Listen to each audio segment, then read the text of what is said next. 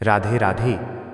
मेरे प्यारे भक्त, तुम्हारे मन की व्याकुलता और बेचैनी मैं देख रहा हूँ। तुम जो चिंता में घिरे हो वो तुम्हारी नहीं बल्कि तुम्हारे मन के भविष्य के डर में उलझने की निशानी है। तुम उस भविष्य के लिए परेशान हो जो अभी आया ही नहीं, और उस अतीत के लिए दुखी हो जो लौटकर कभी नहीं आएगा। बताओ, क्या बीता हुआ समय वापस आ सकता है? क्या आने वाले पल को तुम अभी मुट्ठी में पकड़ सकते हो? फिर क्यों अपने आज को चिंता की आग में जला रहे हो? क्यों अपने मन को रोज रोज बोझ बना रहे हो? मैं देख रहा हूं तुम हंसते भी हो, लोगों से बात भी करते हो, लेकिन भीतर से बुरी तरह थक चुके हो। तुम्हारी आंखों की चमक नहीं गई, तुम्हारी आत्मा थक गई है, और यह थकान शारीरिक मेहनत से नहीं बल्कि चिंता की वजह से आई है।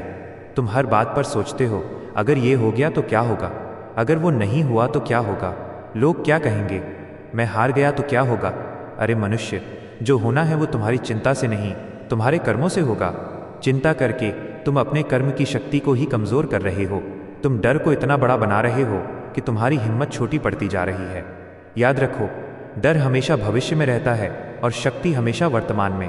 तुम वर्तमान को छोड़कर भविष्य में भाग रहे हो, इसीलिए तुम कमजोर पड़ रहे हो। मैं तुमसे एक बात पूछता हूं, जब तक सूरज उगता है क्या तुम उसे खींचकर ऊपर लाते हो? जब तक सांस चल रही है क्या तुम हर सांस को गिनते हो? फिर जीवन के हर मोड़ को क्यों गिन रहे हो? क्यों हर रास्ते को पहले से ही तय करना चाहते हो? जीवन कोई सीधी रेखा नहीं है, ये तो एक बहती हुई नदी है। जो बहाव को समझ लेता है वही पार होता है, जो पत्थर बनकर अड़ जाता है वही टूट जाता है। तुम कहते हो मन अशांत है। मन इसलिए अशांत है क्योंकि तुमने उसे हर किसी के हाथ में सौंप दिया है। कोई कुछ बोल दे तो मन हिल जाता है, कोई साथ छोड़ दे तो मन टूट जाता है, कोई आगे निकल जाए तो मन जलने लगता है। बताओ, ये मन तुम्हारा है या दुनिया का? जिस दिन तुमने मन को अपने नियंत्रण में ले लिया उस दिन चिंता अपने आप हार मान लेगी। चिंता बाहर से नहीं आती, वो तुम्हारे भीतर से जन्म लेती है। मैं जानता हूं तुमने बहुत सहा है, चुपचाप सहा है, बिना बताए सहा है, इसीलिए आज तुम्हारा मन जल्दी डर जाता है, जल्दी घबरा जाता है। लेकिन याद रखो, जिसने सहना सीख लिया वो हारना भूल जाता है। तुम्हारे जीवन में जो कठिन समय आया वो तुम्हें तोड़ने नहीं तुम्हें गढ़ने आया था। अगर वो समय न आता तो तुम्हारी असली ताकत बाहर कैसे आती? तुम सोचते हो सब कुछ तुम्हारे खिलाफ हो रहा है। अरे मनुष्य, सब कुछ तुम्हारे पक्ष में ही हो रहा है। जो लोग चले गए उन्होंने तुम्हें हल्का किया, जो मुश्किलें आईं उन्होंने तुम्हें मजबूत बनाया, जो टूटन आई उसने तुम्हें भीतर से सच्चा बनाया।